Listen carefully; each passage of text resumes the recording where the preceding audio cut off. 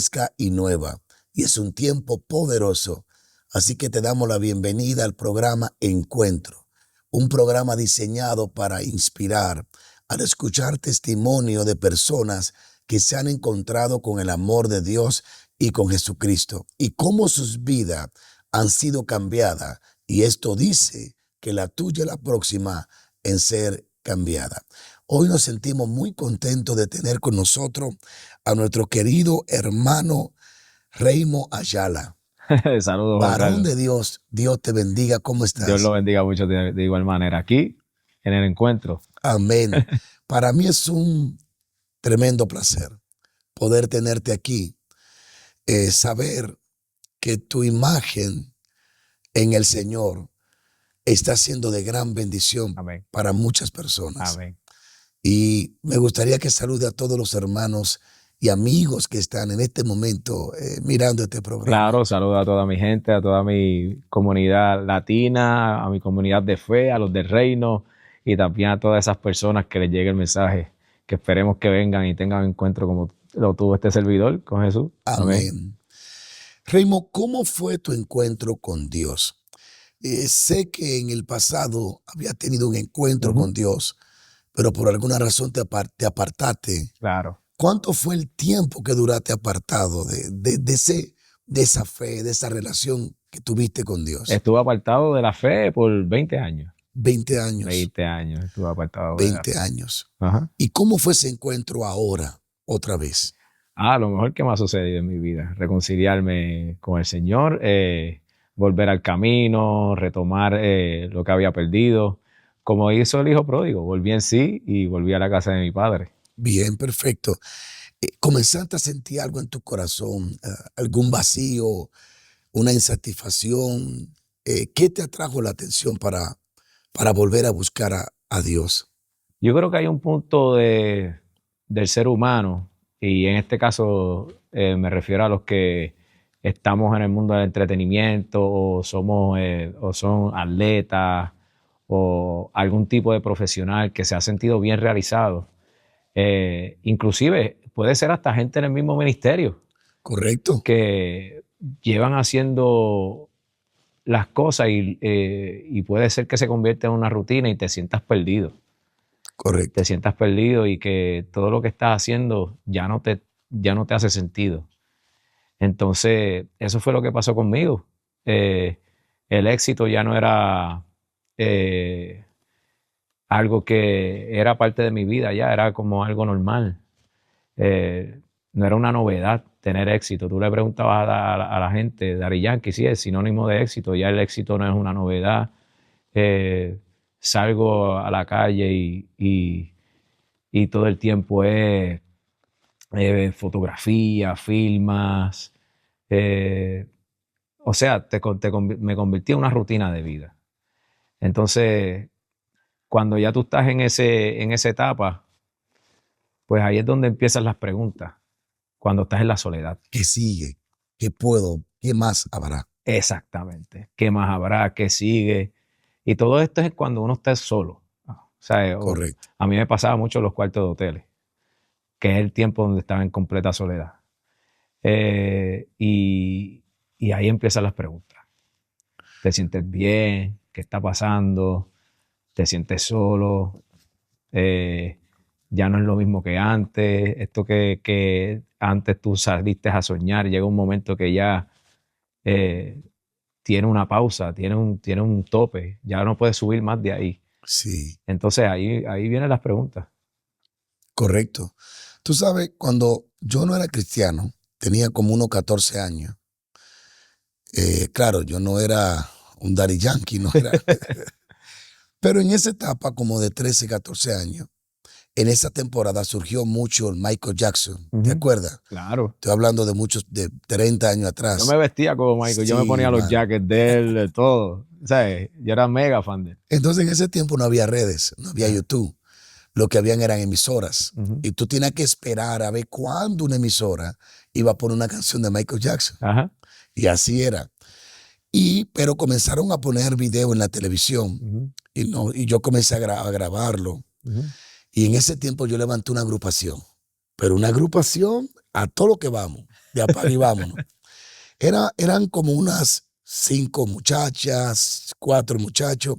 Yo era el que hacía el papel de Michael Jackson en ese tiempo. Yo me dejé crecer el cabello largo, me metía gelatina, así, tenía un Kelly.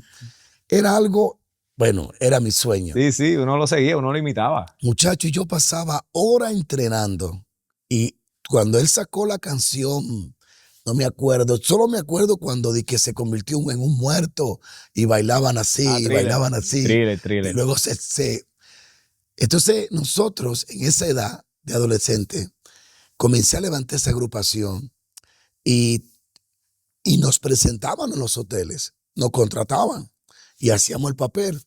Y un día me tocó bailar, presentarme con la agrupación. Ajá.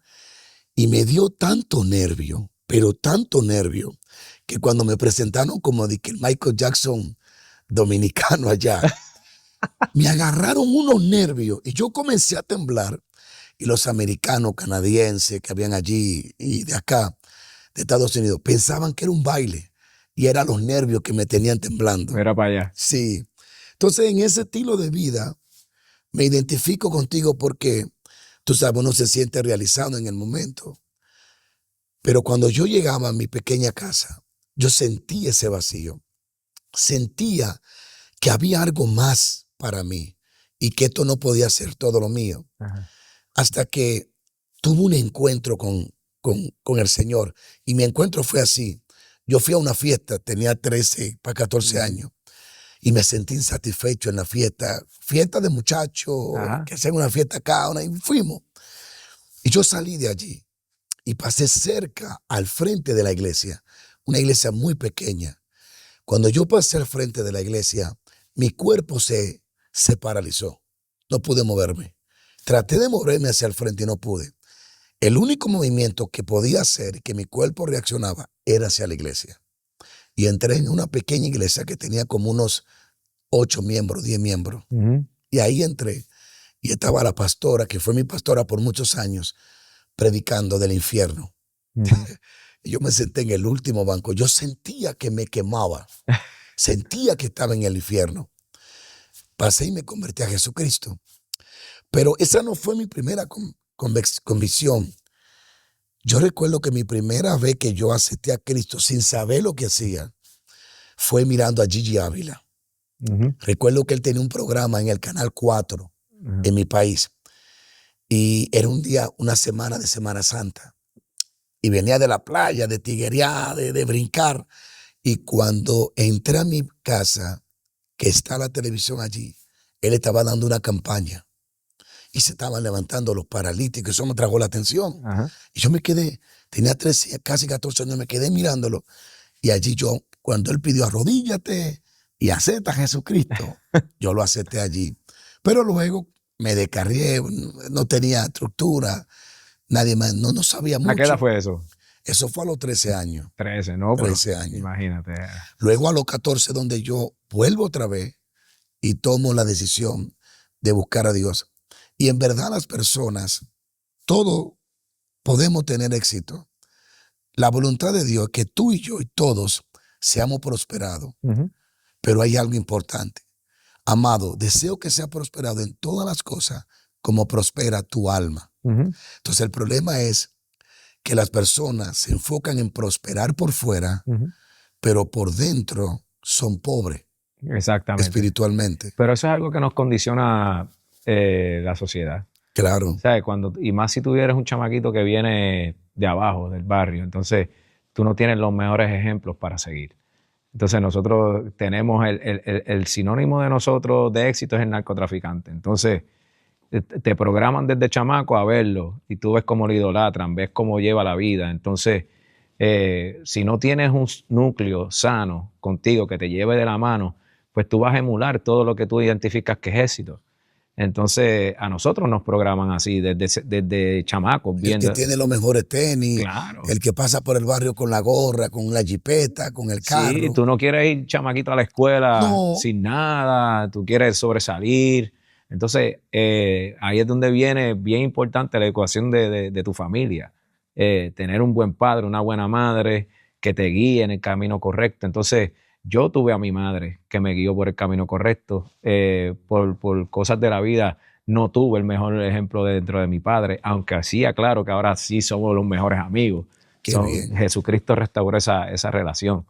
Pero sí, fui un chamaquito que fui creciendo como los demás, emulando y viendo patrones de éxito que no eran los correctos. Entonces, se me da lo de la música y es donde yo, pues, ok, aunque no es ilegal, es legal, pero estoy alejado de Dios. Entonces, como yo he dicho en mis testimonios ahora, no, y como lo ha dicho usted, no es malo prosperar. Dios prospera a los de él. Lo malo es Claro. cuando Dios no está en el plan. Entonces, yo tenía a Dios, me alejo de él, me salgo de la iglesia y comienza Y comenzaste a tener éxito. éxito, como el hijo pródigo. Tú sabes, mi padre me entregó la herencia, me dejó correr el mundo, corre el mundo y vas a investigar si el mundo te va a dar la felicidad que yo te daba. Correcto. Entonces, ahí es que empiezo a recorrer el mundo y me doy contra la pared. Y cuando llego en esa etapa que le está hablando a usted sobre estar en la soledad después de lograrlo todo y que todo no te haga sentido, te dices, wow, ¿en qué etapa de mi vida fue que yo me sentía más feliz en mi vida? Y volví en sí. Y ahí es donde el Espíritu Santo me dice, ¿te acuerdas? Era conmigo donde más tú te sentías feliz. Wow. Y ahí fue que yo decido retomar camino. Tú sabes que las personas a veces no lo ven. Ellos lo sienten. Ellos lo perciben. Uh-huh. Hubo un hombre que tenía mucho, tanto dinero, que lo único que tenía era dinero. Uh-huh. Entonces hay gente tan pobre que lo único que tienen es dinero, pero no tienen felicidad, Uh-huh. no están satisfechos, no están llenos. Uh-huh. Y en verdad, el único gozo que es incondicional, que no depende de lo que posee o de lo que posee o no posee, es la paz que viene como resultado de recibir a Cristo en nuestro corazón. Amén, amén. La gente lo sabe. La gente se sube a un escenario, puede tener éxito, por ejemplo, en el béisbol, en el fútbol, en todo lo que tú puedas. En todo. Pero llega el momento donde tú estás solo, Uh-huh. donde tú sabes que te falta algo, Ajá. que necesita algo más. Ajá. Y esa insatisfacción, ese vacío, esa sed, es realmente la ausencia de Dios. Amén. So, la gente puede hacer lo que haga, pero al final, la gente estamos diseñados para vivir con Dios, para compartir con Dios. Amén. Ahora, yo sé que para ti no fue muy fácil renunciar, No. porque no estás renunciando a un mercado, a un, Uh-huh. ¿cómo le llaman allá en mi país? A una tienda pequeña. Uh-huh. Tú no estás renunciando a dejar el trabajo de trabajar como V. Claro, Ajá. los ramos a los que hacen trabajo A de V. todo trabajo honroso. Tú estás renunciando a algo muy significativo. Ajá. So, la gente se pregunta, ¿qué te lleva a renunciar a tanto éxito, a tanta economía que no es un secreto para nadie, Uh-huh. que tu concierto en alguna forma producía Uh-huh. ganancia significativa? Uh-huh. Tú renuncias a todo esto Uh-huh. hasta cierto punto para tornarte a Dios y vivir rendido a Dios. ¿Qué te motivó Sin duda alguna, me fui en el mejor momento de mi carrera, ¿sabes? Vendiendo las mejores giras, teniendo éxito musical, las ofertas seguían llegándome, sin duda alguna, y de cifras significativas. Y lo que me hace volver es ese vacío existencial. Y decía, si yo sigo haciendo esto, Dios me confirmó y me dijo, si sigues, te voy a dar por mente reprobada. Pero yo conocía a Dios. Correcto. Y Él me garantizó, vas a seguir teniendo mucho éxito. Y vas a seguir triunfando y vas a seguir creciendo mucho más. Pero ya no voy a estar. Y mis